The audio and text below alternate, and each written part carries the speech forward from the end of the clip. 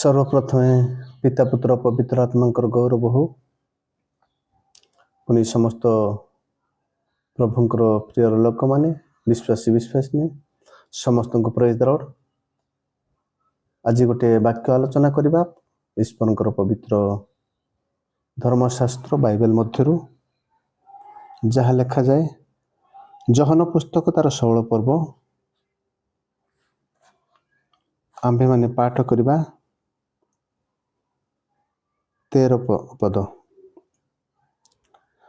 जहन पुस्तक 16 पर्व 13 पद।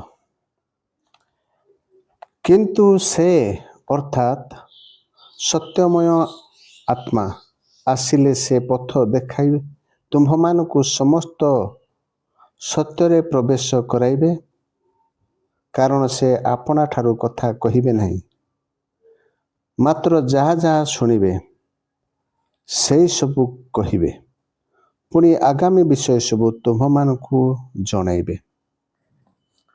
पठित वाक्य प्रभु आम समस्त को आशीर्वाद करंतु। प्रार्थना करिबा। प्रिय प्रभु धन्यवाद देउछु, वाक्य देयछ बुझिबा पई शक्ति प्रदान करो। आमे समस्त बुझिबु तुमरो साहाय्यकारी आत्मा ठारू बुझिबा पई शक्ति दियो। यीशु को नाम रे मागलु, आमेन।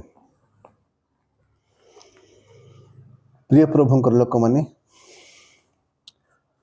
आमे जानू यीशु ख्रीष्ट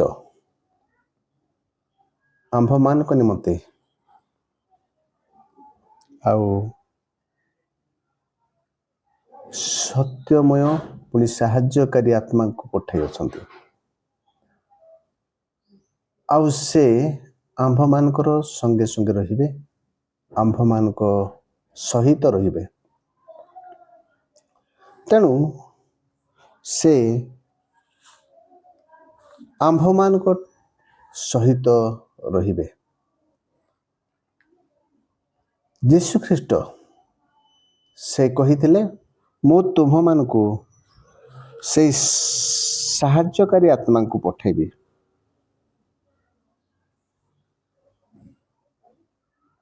तेबे आज आपण माने मु सही सत्यमय आत्मा बा साहाय्यकारी आत्मा आंभ मान को सत्य पथरे गमन कराइबा पई आउ पथ देखाइबा आत्मा आंभे माने ग्रहण करिछु कि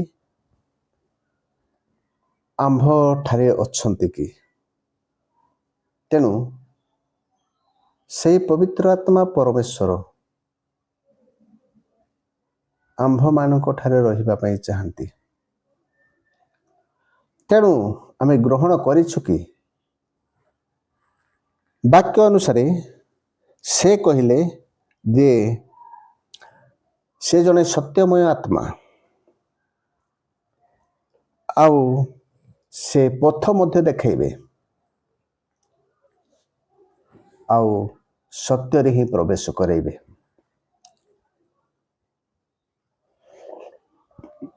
जहाँ जहाँ से शुणिबे से कहिबे, निज ठारू से कहिबे नहीं, कारण से आत्मा आंभ मानकर प्रभु यीशु ख्रीष्ट को गौरवान्वित करे।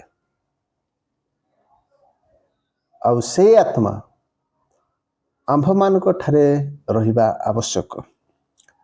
तेबे आंभे माने से पवित्र आत्मा को स्थान देयछु कि जदि देयछु से पवित्र आत्मा आंभ मान को पथ कड़ाई नौछंती पुणी साहाय्य करुछंती। तेबे आमे देखिबा जे साहाय्य कि प्रकार करंती। आपण मान को मते पवित्र आत्मा साहाय्य करिसंती, से साहाय्यकारी आत्मा। तेबे आमे भाबिबा जे मु केबे साहाय्यकारी आत्मा को ठारू साहाय्य प्राप्त होइछि आउ ता की प्रकार साहाय्य। तेबे आमे देखू पवित्र आत्मा साहाय्य करे केवल मंदतारू पापरू अन्यायरू ଅତ୍ୟାଚାରରୁ ସମସ୍ତ ଜାଗତିକ ପାପରୁ ଉଦ୍ଧାର ପାଇବା ନିମନ୍ତେ ସାହାଯ୍ୟ କରେ। ଯଦି ଆପଣମାନଙ୍କୁ ମୋତେ ସେଇ ସାହାଯ୍ୟକାରୀ ଆତ୍ମା ସାହାଯ୍ୟ କରୁଅଛନ୍ତି ବୋଲି ଭାବୁଅଛୁ, ତେବେ ସାହାଯ୍ୟକାରୀ ଆତ୍ମା ମୋତେ ପୁଣି ଆପଣମାନଙ୍କୁ କେବେ ସାହାଯ୍ୟ କରିଛନ୍ତି ତାହା ଆପଣମାନଙ୍କୁ ମୋତେ ନିଶ୍ଚୟ ମନେ ଥିବ। କେଉଁ ସମୟରେ ଆମେମାନେ ପାପରେ ପଡ଼ିବା ପାଇଁ ଯାଉଥିଲୁ, ପବିତ୍ର ଆତ୍ମା ସାହାଯ୍ୟ କଲେ ଆଉ ସେଇ ପାପରୁ ଉଦ୍ଧାର ପାଇଲୁ। ଯଦି ବା ଆମେ କେବେ ପାପରେ ପଡ଼ିଯାଇଅଛୁ, ପବିତ୍ର ଆତ୍ମା ଆମ୍ଭମାନଙ୍କୁ କଥା କହିଲେ ଯେ ସେଇ ପାପରୁ ଉଦ୍ଧାର ପାଇବା ନିମନ୍ତେ ଆମେ ସେଠାରୁ ମୁକ୍ତ ହୋଇ ଆସିଲୁ। ପାପରେ ପଡ଼ିଯାଇଥିଲୁ, ସେଥିରେ ମଧ୍ୟ ଆମମାନଙ୍କୁ ସାହାଯ୍ୟ କଲେ। ତେଣୁ ପବିତ୍ର ଆତ୍ମା ପାଇଥିବା ଲୋକମାନେ ଆଉ ବାକ୍ୟ ଅନୁସାରେ ଆଉ ସେ ପଥ ଦେଖାନ୍ତି ସେମାନଙ୍କୁ, ଆଉ ସତ୍ୟରେ ହିଁ ପ୍ରବେଶ କରାନ୍ତି, ମିଥ୍ୟାରେ ନୁହେଁ, ଅନ୍ୟାୟରେ ନୁହେଁ, ଅତ୍ୟାଚାର, ବଳପୂର୍ବକ ଜ୍ଞାନ କି ଆପଣା ବଳ ଶକ୍ତି କୌଣସି ମାଧ୍ୟମରେ ସୂତ୍ର ପ୍ରୟୋଗ କରି ନାହିଁ, ସବୁ ବିଷୟରେ ସତ୍ୟରେ ପ୍ରବେଶ କରାଏ। ଆପଣଙ୍କର କାର୍ଯ୍ୟକ୍ଷେତ୍ରରେ ଅବା ଚାକିରିରେ, ଆପଣଙ୍କ ସେବା କାର୍ଯ୍ୟରେ, ଆପଣଙ୍କର ପରିବାର ମଧ୍ୟରେ, ଯେକୌଣସି ସ୍ଥାନରେ ମଧ୍ୟ ସତ୍ୟରେ ପ୍ରବେଶ କରାଏ। ତେଣୁ ସେଇ ସତ୍ୟମୟ ଆତ୍ମା ଆମ୍ଭମାନଙ୍କୁ ସତ୍ୟରେ ପ୍ରବେଶ କରାଇବା ପାଇଁ ଆଉ ପଥ ଦେଖାଏ। ଆପଣମାନଙ୍କୁ ମୋତେ ଆଜି ସେ ଦେଖାଉଅଛନ୍ତି। ସେଇ ପଥରେ ଆମେ ଚାଲିବା, ଯାହା ସତ୍ୟର ପଥ। ତେଣୁ ସେ ଯାହା ଯାହା ଶୁଣିବେ ତାହା ସେ କହିବେ, ଯାହା ଶୁଣିବେ ତାହା ସେ କହିବେ। ତେବେ ଆମ୍ଭମାନଙ୍କୁ ସେ ସବୁବେଳେ କହିବେ କ'ଣ? ଆମ୍ଭମାନଙ୍କର ଯୀଶୁ ଖ୍ରୀଷ୍ଟ ଯେଉଁ ସମୟରେ ଜଗତରେ ଥିଲେ ସେ କଥା କହୁଥିଲେ, ଆଉ ଅନେକ ଲୋକଙ୍କୁ ଅନନ୍ତ ନର୍କରୁ ଉଦ୍ଧାର କରିଥିଲେ, ପାପରୁ ଉଦ୍ଧାର କରିଥିଲେ। ସେଇ ଯୀଶୁଙ୍କର କଥା, ଯୀଶୁଙ୍କ ବିଷୟ, କାରଣ ପବିତ୍ର ଆତ୍ମା, ସତ୍ୟମୟ ଆତ୍ମା ତାହାଙ୍କୁ ଗୌରବାନ୍ୱିତ କରିବା ନିମନ୍ତେ ପଠାଇ ଅଛନ୍ତି। ତେଣୁ ଆମେ ଦେଖୁ ଯେ ତଳ ପଦରେ ଯୀଶୁ କହିଲେ, ସେ ମୋତେ ଗୌରବାନ୍ୱିତ କରିବେ କାରଣ ସେ ମୋ ବିଷୟ ଘେନି ତୁମ୍ଭମାନଙ୍କୁ ଜଣାଇବେ। ପ୍ରେଜ୍ ଦ ଲର୍ଡ। ଏଠି ଆମେ ଦେଖୁ ଯେ ଯୀଶୁଙ୍କ ବିଷୟ ଆମ୍ଭମାନଙ୍କୁ ଜଣାଇବେ, ସେ ଗୌରବାନ୍ୱିତ କରିବେ। ପୁଣି ଆମ୍ଭମାନଙ୍କୁ ସେ ଯାହା ଶୁଣିବେ ତାହା କହିବେ। ତେବେ ଏହି ସମୟରେ ଆମେ ଦେଖୁଅଛୁ ଯେ ପବିତ୍ର ଆତ୍ମା ସାହାଯ୍ୟକାରୀ ଆତ୍ମା ଆମ୍ଭମାନଙ୍କୁ ସାହାଯ୍ୟ କରି ଆସୁଛନ୍ତି। ତେଣୁ ଏହି ସମୟରେ ଆମେ ଭାବିବା ଯେ ଆମେ ପବିତ୍ର ଆତ୍ମା ପ୍ରାପ୍ତ ହୋଇଛୁ, ଯଦି ଆମ୍ଭମାନଙ୍କୁ ସାହାଯ୍ୟ କରୁଛନ୍ତି କି ପାପରୁ ଉଦ୍ଧାର କରିବା ପାଇଁ। ଆମେ ଅନେକ ସମୟରେ ପ୍ରାର୍ଥନା କରିଥାଉ, ପ୍ରଭୁ ଏହାଙ୍କୁ ସ୍ପର୍ଶ କର, ହେ ପବିତ୍ର ଆତ୍ମା ଏହାଙ୍କୁ ଛୁଇଁ ଦିଅ, ଏହାଙ୍କୁ ସ୍ପର୍ଶ କର। ପବିତ୍ର ଆତ୍ମା ଛୁଇଁବା କିମ୍ବା ସ୍ପର୍ଶ କରିବା ନୁହେଁ। ବାକ୍ୟରେ ଲେଖାଯାଏ ପବିତ୍ର ଆତ୍ମା ଆମ୍ଭମାନଙ୍କ ନିକଟକୁ ପଠାଇଛନ୍ତି, ଆଉ ସେ ଛୁଇଁବା ସ୍ପର୍ଶ କରିବା ବିଷୟରେ ନାହିଁ। ଏଇଠାରେ ଲେଖାଯାଏ, ଆମେ ଯଦି ଦେଖିବା ପବିତ୍ର ଆତ୍ମାଙ୍କ ବିଷୟରେ, ଆଉ ପ୍ରେରିତ ପୁସ୍ତକ ତାର 2 ପର୍ବରେ ଲେଖାଯାଏ। ଦେଖନ୍ତୁ, ମୁଁ ପଢୁଛି 3 ପଦ। ଆଉ ଅଗ୍ନି ସାଦୃଶ୍ୟ ଜିଭା ଗୁଡ଼ିକ ସେମାନଙ୍କୁ ଦୃଷ୍ଟିଗୋଚର ହୋଇ ଗୋଟି ଗୋଟି କରି ସେମାନଙ୍କ ପ୍ରତ୍ୟେକ ଜଣଙ୍କ ଉପରେ ଅଧିଷ୍ଠିତ ହେଲା। ତେବେ ପବିତ୍ର ଆତ୍ମା ପରମେଶ୍ୱର ସ୍ପର୍ଶ କରି ଚାଲି ଯାଇନାହାନ୍ତି, ଅଧିଷ୍ଠିତ ହେଲା, ଅଧିଷ୍ଠାନ କଲେ ସେ, ଅର୍ଥାତ୍ ତାଙ୍କ ନିକଟକୁ ଆସିଲେ, ତାଙ୍କ ନିକଟରେ ରହିଲେ ଆଉ ଅଧିଷ୍ଠିତ ହେଲା। ଆମର ହିନ୍ଦୀ ବାଇବେଲରେ ଲେଖାଯାଏ ସେ ରହିଲେ, ଅଟକି ଗଲେ। ତାପରେ ଆମର ଇଂଲିଶରେ ଦେଖୁ ସେଟ୍ ବୋଲି ଲେଖା ହେଇଛି, ଯାହାକି ରହିବା। ଗୋଟିଏ ବିଷୟ ଆମେ ଦେଖିବା ପାଇଁ ଇଚ୍ଛା କରୁ ଆଉ ଗୋଟିଏ ସ୍ଥାନ କରୁ, ଗୋଟିଏ ସ୍ଥାନରେ ଆମେ ବସୁ ଯାଇ ସେଇ ବିଷୟ ଦେଖିବା ପାଇଁ। ସେହି ପ୍ରକାରେ ପବିତ୍ର ଆତ୍ମା ପରମେଶ୍ୱର ଆମ୍ଭମାନଙ୍କ ହୃଦୟରେ ଅଧିଷ୍ଠାନ କରିଅଛନ୍ତି। ଆଉ ସେ ଆମ ହୃଦୟର ସମସ୍ତ ବିଷୟ ଦେଖିବେ, ଆଉ ଯାହା ମନ୍ଦ, ଯାହା ପାପ, ଯାହା ଭୁଲ, ତାହାକୁ ପରିଷ୍କାର କରିବେ।